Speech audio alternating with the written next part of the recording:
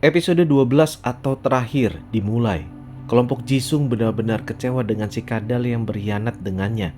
Karena si Kadal ini sudah bekerja sama dengan Pak Kim untuk membawa semua uang miliknya sesuai perintah Chungwon. Di sini Kang Hari menyadari sesuatu, kenapa kalau Kadal bekerja sama dengan tim Chungwon tapi masih tetap menghidupkan teleponnya. Hal itu jelas membuat Jisung tahu kalau ini adalah rencana Chungwon untuk mengundangnya datang ke tempat yang sudah ia tentukan. Sementara itu di tempat Chungwon, si Kadal masih terus disiksa oleh mereka dengan memasukkan dirinya ke dalam tong. Tapi si Kadal mencoba untuk mengulur waktu agar Jisung datang dan menolongnya. Hingga akhirnya kita tahu kalau ternyata si Kadal bukanlah bekerja sama dengannya, melainkan akan mengorbankan dirinya demi keselamatan semua keluarganya. Kemudian Jisung datang seorang diri lalu mengancam Chungwon kalau dia akan menanggung semua karena sudah mengusik keluarganya. Tapi Chungwon akan memastikan kalau Jisung akan tewas di tempat ini, sampai Chungwon meninggalkannya bersama dengan sekelompok preman. Pertarungan jarak dekat pun dimulai. Jisung benar-benar kesulitan menghadapi kelompok preman. Tapi ingat, Jisung adalah mantan ketua gangster yang kita tahu kalau dia adalah seseorang yang tidak pernah menyerah dengan keadaan.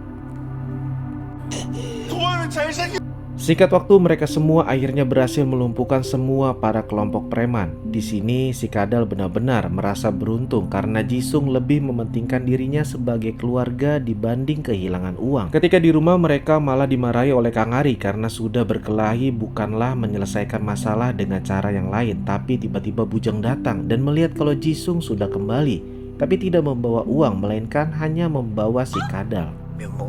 Karena Bujang terus memaksa mereka untuk mendapatkan uang, Hajong berpikir kalau mereka masih punya bukti lain untuk menjatuhkan Chungwon, yaitu dengan buku catatan korupsi yang ada di apartemen.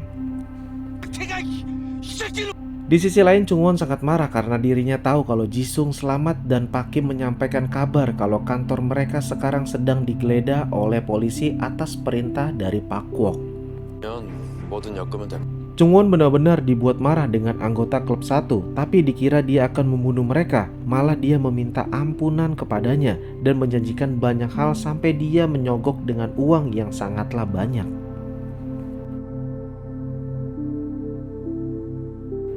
Selanjutnya rencana kelompok Jisung yaitu mendatangi Taman Taegowon dengan mengajak Kang Hari untuk membantu Gyeongnam, Jaegil, dan Gemuk.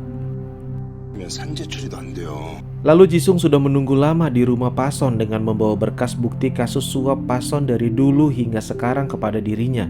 Di sini Pason tidak bisa berbuat apa-apa dan akan menuruti kemauan Jisung. Kemudian di Taman Taegowon, kelompok Kang Hari dibantu oleh kepolisian untuk mengungkap kasus tentang kematian beberapa orang yang dikubur di Taman Taegowon, dan ternyata mereka benar-benar menemukan mayat tersebut di sana. Berita pun tersebar mengenai penemuan 12 tengkorak manusia terkubur di Taman Taegowon milik dari komisaris konstruksi Taesan yaitu Chungwon. Hal ini jelas membuat perjanjian Chungwon dengan proyek kota baru Oman dibatalkan dan menunjuk konstruksi Hanmin untuk menggantikannya. Dengan perasaan campur aduk, Chungwon memutuskan untuk menculik Gyeongbuk agar bisa membalaskan dendamnya kepada Jisung. Lalu malam harinya Jisung diberikan pesan kalau Chungwon sudah bersama dengan Gyeongbuk dan menunggunya datang ke tempat yang sudah ia tentukan. Setelah sampai, ternyata Chungwon tidak menculik Gyeongbuk, melainkan dirinya hanyalah memancing Jisung untuk datang menemuinya dan menyerahkan semua uang yang ia inginkan selama ini. Tapi Jisung curiga dengan Chungwon karena dia pasti merencanakan sesuatu yang akan membahayakan dirinya. Jisung berkata kalau dia adalah seseorang yang sangatlah menyedihkan dan ucapan itu pun sama dengan bos besar. Lalu Chungwon melemparkan sebuah pisau kalau itu adalah benda yang digunakannya untuk membunuh bos besar di rumah sakit. Ucapan Chungwon membuat Jisung murka dan langsung memukulnya hingga akan membunuhnya. Tapi di sana Jisung teringat tentang perkataan bos besar kalau insting Jisung tahu mana yang benar dan yang salah. Kemudian Jisung akan menghukumnya dengan cara yang lain. Lalu dia mengambil uang untuk dibagikan kepada para penghuni apartemen, tapi tiba-tiba Chungwon mengambil pisau tersebut dan berniat untuk membunuhnya. Namun lagi-lagi Jisung bisa mengalahkannya dengan mudah. Pada keesokan harinya di kantor manajemen, mereka tahu kalau akhirnya Chungwon menyerahkan diri ke polisi, tapi mereka kesal karena uang DPCP miliknya malah hilang. Dan tiba-tiba Jisung datang dengan membawa 2 tas besar yang isinya adalah uang sebanyak 17 miliar lebih.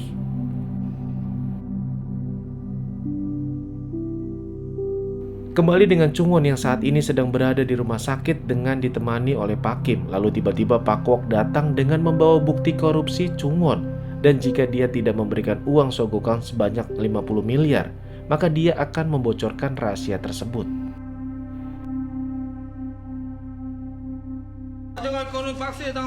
Selanjutnya di rumah, Jisung merencanakan sesuatu dengan pakaian mereka pada saat mencalonkan menjadi ketua apartemen.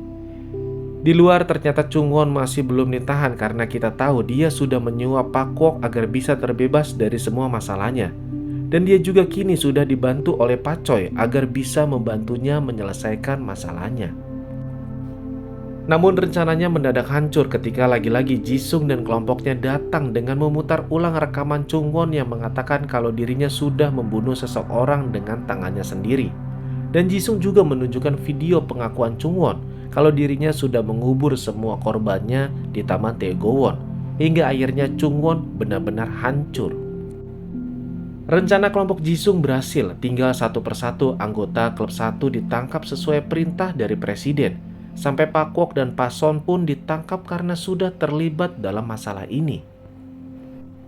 Para penghuni yang melihat siaran langsung berita Jisung pun mereka tersenyum lebar karena berhasil mengungkap kasus korupsi terbesar yang ada di Korea.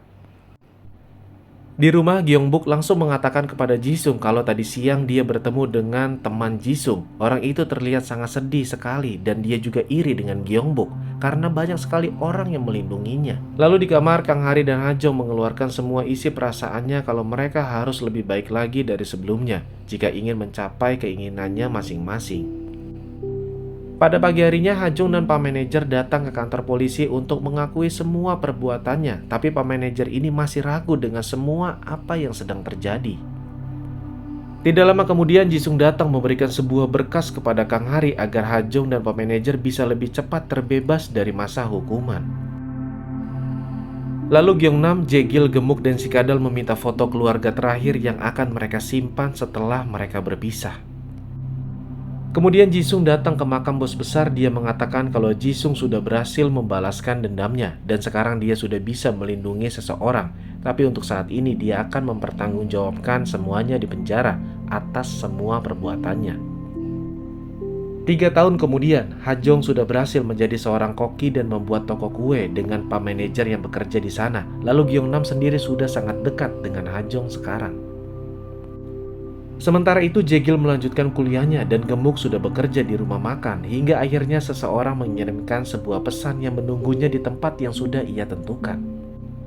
Ternyata setelah terbebas dari penjara, Jisung membuat kantor pengacara Jongsan dan dia juga ingin mengajak mereka untuk bekerja di tempatnya karena Jisung juga meminta Kang Hari untuk membantunya dengan tawaran keuntungan 50/50.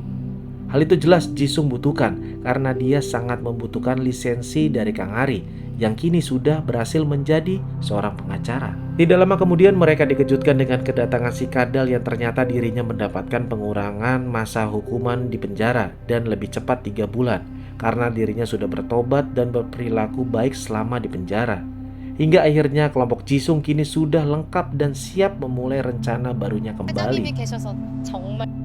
Sekarang para penghuni sudah mendapatkan fasilitas yang semestinya mereka dapatkan dari dulu. Kini gedung TK sudah dibangun ulang, bahkan seluruh gedung apartemen sudah direnovasi kembali. Kini ketua apartemen yang baru adalah Cha Yongjo dan Bujang masih menjabat sebagai ketua DPP apartemen. Tapi mereka sekarang sedang mendapatkan masalah karena ditipu oleh Pak Choi dengan merubah perjanjian kontrak kerja. Dengan catatan, jika mereka tidak setuju atau mengundurkan diri, mereka akan terkena denda sebanyak 600 juta. Rapat apartemen dimulai, semua para wakil bingung dan tidak bisa menyelesaikan masalah ini. Kalau dulu mereka bisa tenang karena ada Jisung, tapi sekarang mereka tidak bisa berbuat apa-apa. Namun Bujang sendiri ternyata meminta bantuan dari jasa kantor pengacara Jongsan.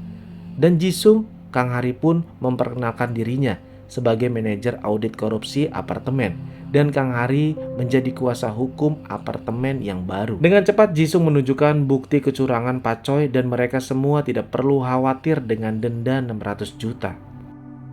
Selanjutnya kelompok Jisung sekarang kembali lagi ke apartemen demi melindungi para penghuni apartemen dari orang-orang yang akan melakukan kecurangan di sana. Dan film pun selesai. Terima kasih yang sudah menonton film ini dari episode pertama sampai episode terakhir. Jangan lupa ditunggu film seri selanjutnya. Terima kasih.